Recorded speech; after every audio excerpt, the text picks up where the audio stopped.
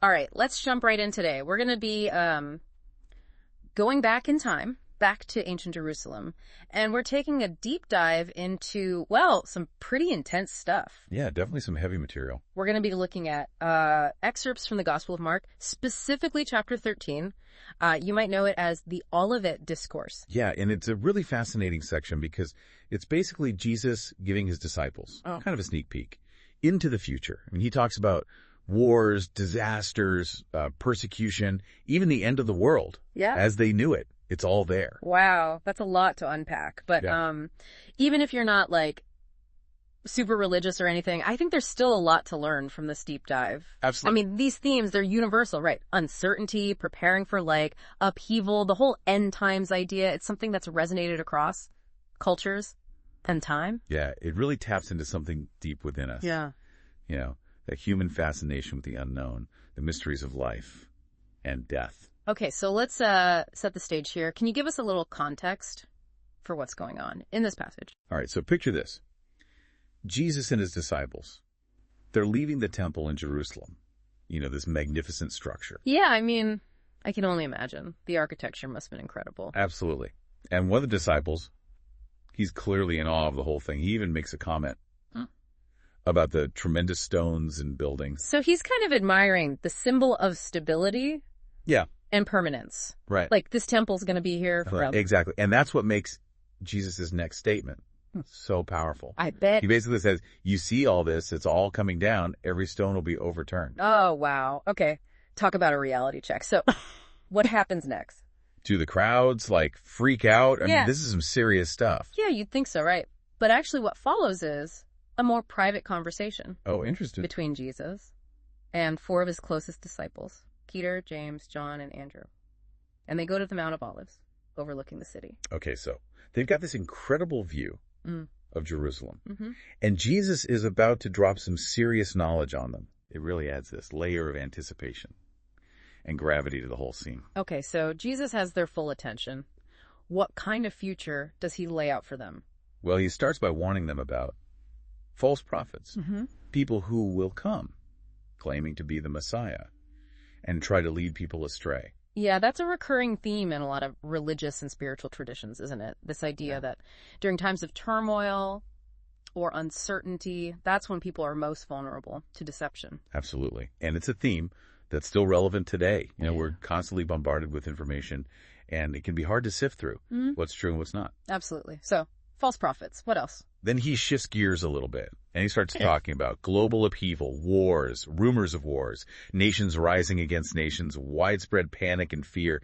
I mean, it paints a pretty bleak picture. He doesn't sugarcoat it, does he? Sounds like a recipe for absolute chaos. No, he doesn't. And it gets even more intense. He goes on to talk about natural disasters, earthquakes that will shake the very foundations of the earth, and famines that will grip entire regions. I mean, you can almost feel the weight of these predictions, the sense of urgency. Absolutely. So we've got false prophets, wars, natural disasters. Anything else? Well, yeah.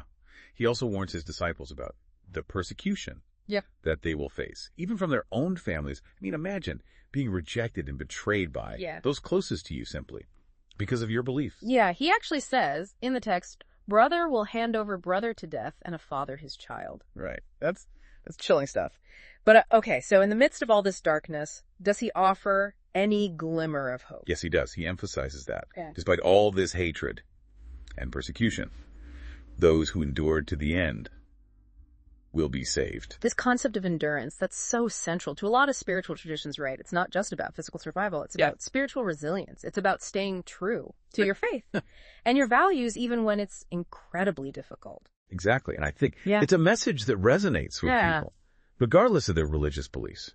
Because we all face challenges. We all go through times when it feels like the world is falling apart around us, and it's in those moments that we need to draw on that inner strength. That resilience. It's a reminder that hope is not just some passive emotion. It's a choice. It's an active decision to keep going even when things are tough. Absolutely. And I think that's one of the things that makes the Olivet Discourse so powerful. It speaks to that deep human need to make sense of suffering, to find meaning in the midst of chaos. Okay, so we've got these warnings about deception, predictions of global turmoil, and this call to perseverance. What else does Jesus reveal to his disciples? Well, he does mention a rather cryptic event called the Abomination of Desolation. Yeah, that one's a bit of a head-scratcher. It is, and scholars have been debating its meaning for centuries. Some interpret it as the destruction of the Jerusalem temple. Others see it as a symbol of spiritual corruption. And some even link it to specific historical events. So it's kind of like a code that people have been trying to crack for years. Exactly. And it's one of those elements of the text that invites us to think deeply, to grapple with multiple layers of meaning. Okay, but regardless of its exact meaning, it seems clear that this abomination, it signals like a turning point. Things are about to get real bad. Right. And here's where things get a little more specific. Jesus tells those living in Judea that when they see this abomination, they need to run for the hills, literally. Wait, seriously, like drop everything and run. That's what he says. Flee to the mountains. Don't even worry about packing a bag. Just leave everything behind and get out of there. Wow. I mean, I can't even imagine the panic and desperation of that moment, trying to escape through the mountains with nothing but the clothes on your back. He even tells them to pray that it doesn't happen in winter. I mean, it's like a survival movie waiting to happen. Yeah, it's a pretty vivid image. And it really underscores the urgency of the situation. But okay, how do we apply that to our lives today? I mean, are we supposed to drop everything and run every time we face a challenge? Well, that's a great question. And it gets to the heart of how we interpret ancient texts, I think it's about. Discerning the timeless wisdom within this specific historical context. So maybe it's less about literal mountains and more about finding our inner refuge when we face those inevitable periods of tribulation in our own lives. Right. I think that's a great way to put it. It's about cultivating that inner resilience, that ability to find peace and strength, even in the midst of chaos and uncertainty. But I'm still curious about this abomination of desolation. I mean, if it's such a crucial turning point, shouldn't we have a clearer understanding of what it represents? You're right to want to understand it better. And I think, to do that, we need to look at different interpretations. For example, some scholars getting the abomination to the destruction of the Jerusalem temple in 70 AD by the Romans. Ah, okay. So that was a major historical event, a catastrophic event for the Jewish people. I mean, it was a symbol of their world being turned upside down. Exactly. And I think that speaks to a broader theme in the Olivet Discourse, this idea that sometimes the things that we think are permanent and stable, they can be shaken and even destroyed. So maybe it's not just about physical structures being destroyed, but also about the shattering of deeply held beliefs and ways of life. But that makes sense, especially in the context of what Jesus is saying about the end of the world as they knew it. Right. And if we think about it more symbolically, the abomination of desolation could represent any force or event that threatens our core values, our sense of meaning, or our connection to something greater than ourselves. Okay, so we're not just looking for physical signs in the world around us, we're also paying attention to those inner tremors that might be signaling a shift in our own beliefs and values. Exactly. It's about developing a heightened awareness of both the outer and inner landscapes, and recognizing that change is an inevitable part of life. Okay, this is where it gets really interesting. We're talking about applying ancient wisdom to our modern lives. But before we get too far ahead of ourselves, let's go back to the text. What happens after Jesus tells his disciples to flee to the mountains? Does he give them any other specific instructions about how to navigate this period of upheaval? He does, and this is where we see another key theme emerge, the importance of vigilance.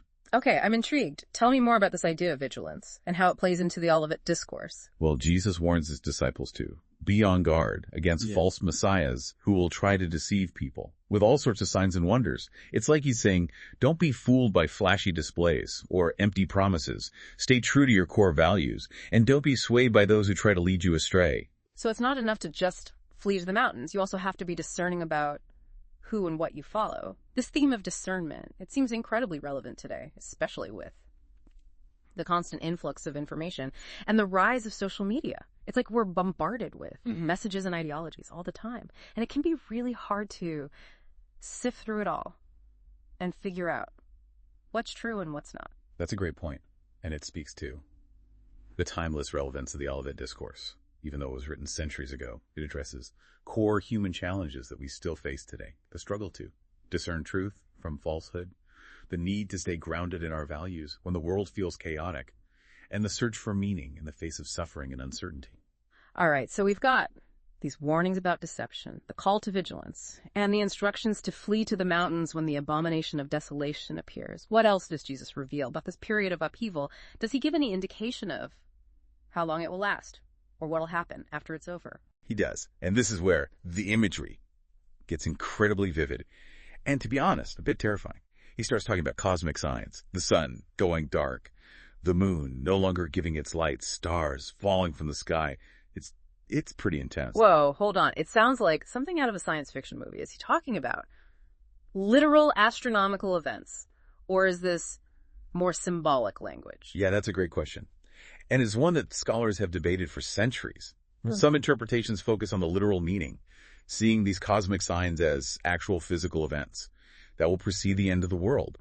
Others see them as symbolic representations of the upheaval and chaos that will accompany this period of tribulation. So maybe it's both. Like maybe the physical events are metaphors for deeper spiritual or societal shifts. Right. It's like he's using this cosmic imagery to convey the magnitude of what's about to happen. It's not just another historical event. It's a shaking of the very foundations of the heavens and the earth. Okay, I'm starting to get the picture. So we've got these dramatic predictions, warnings about deception, a call to perseverance, and then this incredible image of the Son of Man returning to set things right. It's a lot to take in. But I think what really sticks with me is the fig tree parable. Ah, yes. A classic example of Jesus using everyday imagery to teach profound truths. It's so simple, yet so powerful. He compares the signs of the end times to the budding leaves on a fig tree. Just as those leaves signal the coming of summer, so too will certain events herald the approach of the end. It's a brilliant analogy, isn't it? It's like he's saying, look, you wouldn't ignore those first buds on the fig tree. You know summer's on its way, so why would you ignore the signs that are all around you, pointing to a much greater change that's coming? It's a call to pay attention, to be aware of the subtle shifts and patterns that often precede major transitions, both in the world around us and in our own lives. But honestly, it also kind of freaks me out a little. I mean, are we supposed to be constantly looking for these signs and living in a state of fear and anticipation? That's a natural reaction. It's easy to get caught up in the drama of it all. But I think the key takeaway here is the importance of balance. We can be aware of the signs without becoming obsessed with trying to predict the future. We can prepare ourselves spiritually and practically without living in a state of constant fear or anxiety. So it's more about living in a state of readiness, of being prepared for whatever might come our way. Exactly. And I think the fig tree parable is a great example of this. Yeah. Jesus isn't saying go out and obsessively search for signs. He's saying pay attention to the natural rhythms of life. Just as you recognize the signs of an approaching season, so too should you be aware of the signs that point toward a greater change that's coming. So it's about developing a heightened awareness of the world around us, both the physical and the spiritual. And maybe it's also about recognizing the fig tree moments in our own lives, those subtle shifts and changes that might be signaling a new season or a new direction. That's a great insight. And it brings us back to that question of relevance. How do we apply these ancient teachings to our modern lives? How do we find meaning and guidance in a text that was written centuries ago in a very different cultural and historical context? No, that's the million-dollar question, isn't it? How do we bridge that gap between the ancient world and our modern experience? I think one way to approach it is to look for those universal themes that transcend time and culture. For example, the theme of preparation, whether we're talking about preparing for the end of the world or preparing for a job interview. The principle is the same. We need to be intentional. We need to make choices that align with our values. And we need to be ready to adapt to changing circumstances. I love that. It's about taking those ancient principles and finding ways to apply them in practical and meaningful ways to our modern lives. And it's not just about preparing for challenges, right? It's also about cultivating hope. Absolutely. Hope is a huge theme in the Olivet Discourse. Even in the midst of all the warnings and predictions, there's this underlying message of hope, this promise that even in the darkest of times, light will prevail. It's a powerful message, isn't it? Regardless of your religious beliefs or background, it's a reminder that even when things seem bleak, there's always reason to hope, to believe that something better is possible. It's about finding that inner strength and resilience, that unwavering belief that even if the world as we know it crumbles, something good will emerge from the ashes. But it's not just about blind faith, is it? It's about actively cultivating hope, nurturing it within ourselves and within our communities. Exactly. And I think the Olivet Discourse gives us some clues about how to do that. For example, the emphasis on staying connected to a community of believers, on supporting each other through times of hardship, and on focusing on the things that truly matter: love, compassion, justice, and the pursuit of truth. It's about realizing that we're not alone in this journey, that we need each other to make it through the tough times and to create a better world for ourselves and for future generations. But before we get too carried away with all this talk of hope and community, let's go back to the text for a moment. There's one specific passage that I want to touch on. The one where Jesus says, "No one knows the exact day or hour of these events. Not even the angels in heaven or the Son, only the Father knows." Yeah, that's a really important point. And I think it's easy to overlook in all the talk about signs and predictions. It's like he's reminding us that ultimately we're not in control, that there are forces at work that are beyond our comprehension. Exactly. And I think there's a certain humility in that acknowledgement, a recognition that we don't have all the answers, and that sometimes the best we can do is trust in something greater than ourselves. So it's not about obsessing over when the world will end. It's about living each day with purpose and intention, recognizing that our time here is precious and that we have a responsibility to make the most of it. That's a powerful takeaway. And it makes me wonder, if we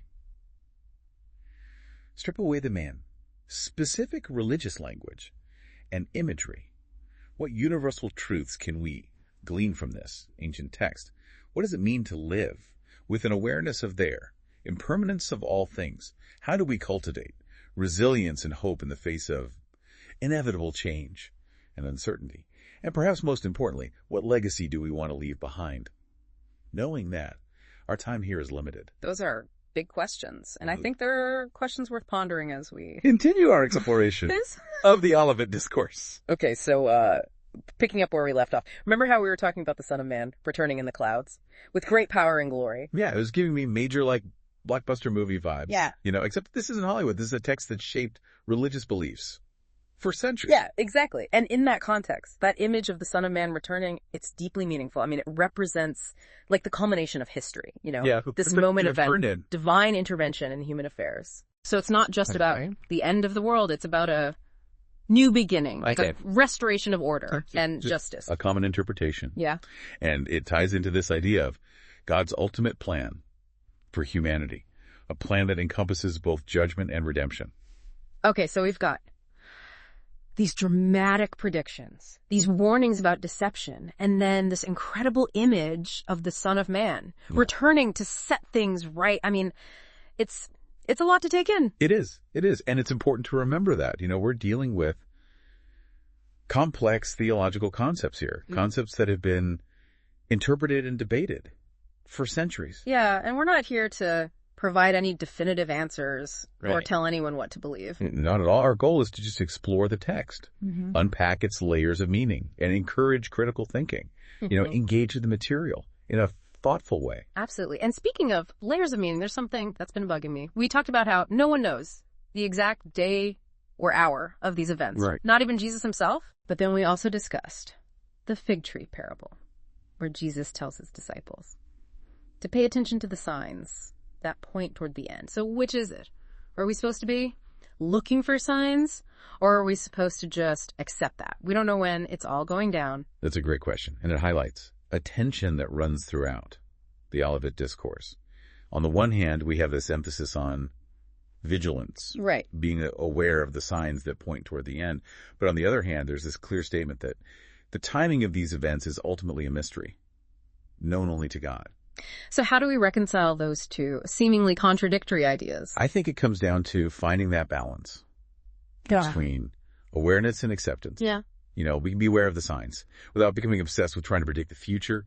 We can prepare ourselves spiritually and practically without living in a state of constant fear or anxiety. So it's more about living in a state of readiness, of being prepared for whatever might come our way. Exactly. Yeah. I think the fig tree parable is a great example of this. Jesus isn't saying, go out and excessively search for signs. He's saying, pay attention to the natural rhythms of life. Just as you recognize the signs of an approaching season, so too should you be aware of the signs that point toward a greater change that's coming. It's about developing a heightened awareness of the world around us, both the physical and the spiritual. Right. And maybe it's also about recognizing the fig tree moments in our own lives, those subtle shifts and changes. That might be signaling a new season or a new direction for us personally. Yeah, that's a great insight. And it brings us back to that question of relevance. You know, how do we apply these ancient teachings to our modern lives? How do we find meaning and guidance in a text that was written centuries ago in a very different cultural and historical context? It's a challenge for sure. I mean, it's like trying to bridge this huge gap between the ancient world and our modern experience. Yeah, but I think one way to approach it is to look for those universal themes that transcend time and culture. For example, the theme of preparation, whether we're talking about preparing for the end of the world or preparing for a job interview. The principle's the same. You know, we need to be intentional. We need to make choices that align with our values, and we need to be ready to adapt to changing circumstances. I love that. It's about taking those ancient principles and finding ways to apply them in practical and meaningful ways to our modern lives. And it's not just about preparing for challenges either. Right. It's also about cultivating hope. Absolutely. Hope is huge in the Olivet Discourse. I mean, even in the midst of all those warnings and predictions, that there's this underlying message of hope, this promise that even in the darkest of times, light will prevail. It's a powerful message, isn't it? Regardless of your religious beliefs or background, it's a reminder that even when things seem bleak, there's always reason to hope, to believe that something better is possible. Yeah, it's about finding that inner strength and resilience, that unwavering belief that even if the world, as we know it, crumbles, something good will emerge from the ashes. But it's not just about blind faith, is it? It's about actively cultivating hope, nurturing it within ourselves and within our communities. Exactly. And I think the Olivet Discourse gives us some clues about how to do that. For example, the emphasis on staying connected to achieve, community of believers, on supporting each other through times of hardship, and on focusing on the things that truly matter: love, compassion, justice, and the pursuit of truth. So it's not just about waiting for someone or something to save us. It's about being part of the solution, about working together to create a more just and compassionate world, both for ourselves and for future generations. That's beautifully said. And it brings us back to that core message of the Olivet Discourse, the call to live with intention, to be aware of the signs around us, to prepare ourselves for the inevitable changes that life throws our way, and to never lose hope, even in the face of adversity. And maybe, just maybe, that's the key to unlocking the true meaning of this ancient text. It's not about predicting the future or obsessing over when the world will end. It's about recognizing that the end is always near, in the sense that our time here is finite and that each moment is precious. That's a profound insight, and it makes me think about the importance of legacy.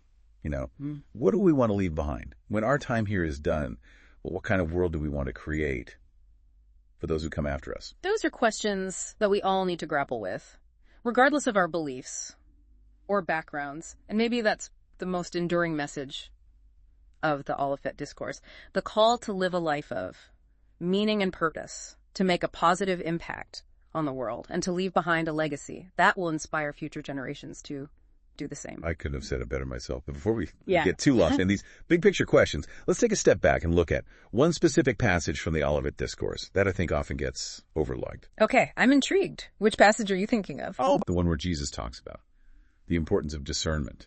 He says, "Watch out that no one deceives you, for many will come in my name claiming I am he, and will deceive many." Right, yeah. We talked about that earlier in the context of false prophets and false messiahs. But you're saying there's more to it than that. I think so. I think this passage is also about developing a deeper level of discernment, not just in terms of religious beliefs, but in all areas of our lives. Interesting. So it's not just about avoiding religious scams. It's about being discerning about the information we consume, the people we trust, and the choices we make in every aspect of our lives. Exactly. And I think this is incredibly relevant today in a world where we're constantly bombarded with information, opinions, and ideologies. It's like we're drowning in a sea of data, and it can be really hard to know what to believe or who to trust. Yeah, it's like we need to develop those spiritual BS detectors, you know? We need to be able to sift through the noise and identify the things that are truly valuable, the things that align with our core values and help us live more meaningful and fulfilling lives. That's a great way to put it. And I think the Olivet Discourse gives us some clues about how to develop that kind of discernment. Yeah. For example, the emphasis on staying grounded in truth, on testing everything against the teachings of Jesus, and on seeking wisdom from those who have walked the path before us. So it's not about blindly following anyone or anything. Right. It's about using our critical thinking skills, about engaging in thoughtful dialogue, and about being willing to question our own assumptions and biases. That's a key point. True discernment requires humility, a willingness to admit that we don't have all the answers, and a commitment to seeking truth, wherever it may lead. This is getting really deep. We're talking about developing a level of discernment that extends far beyond the realm of religion. We're talking about cultivating a way of being in the world that is grounded in wisdom, compassion, and a deep respect for truth. That's beautifully said, and I think it gets to the heart of what the Olivet Discourse is all about. It's not just a set of predictions about the end of the world. It's a guidebook for living a more meaningful and fulfilling life.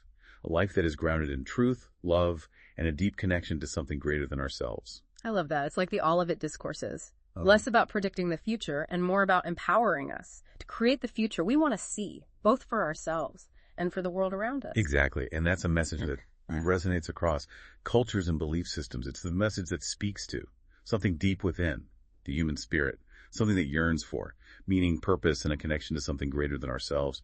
And maybe, just maybe, that's the key to unlocking the true power of this ancient text.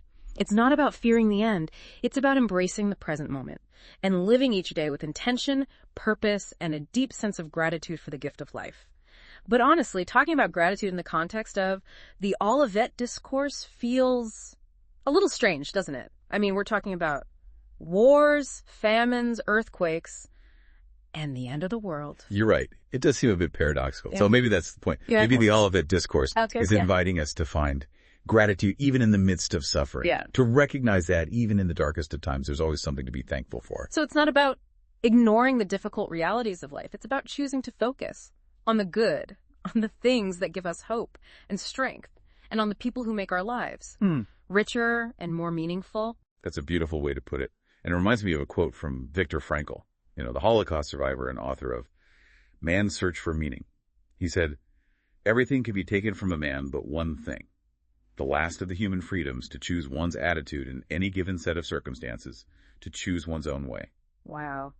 That's powerful. So even in the face of unimaginable suffering, we still have the power to choose how we respond, to choose our attitude, and to choose to find meaning and purpose in our lives. Exactly. And I think that's a message that resonates deeply with the Olivet Discourse. It's a message that reminds us that even in the midst of chaos and uncertainty, we still have the power to choose hope, to choose love, and to choose to make a positive impact on the world around us. This is getting really inspiring, but I'm wondering if it's getting a bit too far from the original text. I mean, are we reading too much into the Olivet Discourse? Are we kind of imposing our own modern sensibilities onto this ancient text? That's a valid concern. It's important to strike that balance between finding contemporary relevance and staying true to the original meaning of the text. Right. We don't want to twist the words to fit our own agendas or impose our own interpretations. On the text, we want to be respectful of the source material. Exactly.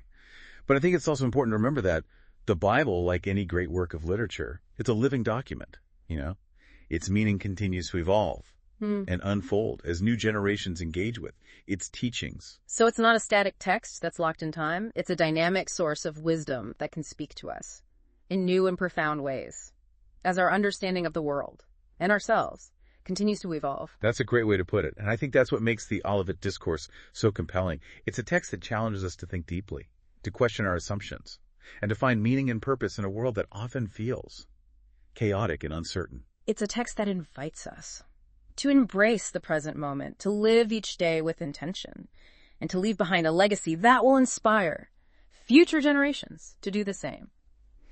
So, here we are, wrapping up our deep dive into the Olivet Discourse. It's been quite a journey exploring this ancient text. And I think one of the things that's really stood out to me is this idea of balance. You know? Balance, that's a good word for it. We talked about balancing awareness with acceptance, preparation with hope, engagement with the world with a grounding in our inner selves. It's like the Olivet Discourse is inviting us to live with this kind of dynamic tension, this constant awareness of both the fragility and the resilience of life. That's a beautiful way to put it. Yeah. And I think that dynamic tension is essential for navigating the complexities of the human experience. I mean, we need to be aware of the potential for suffering, upheaval, without letting fear paralyze us. Right. We need to prepare for the future without losing sight of the present moment. And we need to find hope, meaning, even in the midst of darkness and uncertainty. Yeah. Tall order for sure. Yeah. But I think the Olivet Discourse, it gives us our roadmap, a set of principles that can guide us as we navigate the inevitable ups and downs of life. Right. I agree. And one of the most important principles, in my opinion, is that call to discernment. We talked about this earlier. It's not just about avoiding religious scams. It's about developing critical awareness of the information we consume, the people we trust, and the choices we make in every aspect of our lives. It's about learning to distinguish between truth and falsehood, between what's truly valuable and what's merely superficial or fleeting. Exactly. And that kind of discernment, it requires us to cultivate deep connection to our own inner wisdom, our own intuition, moral compass.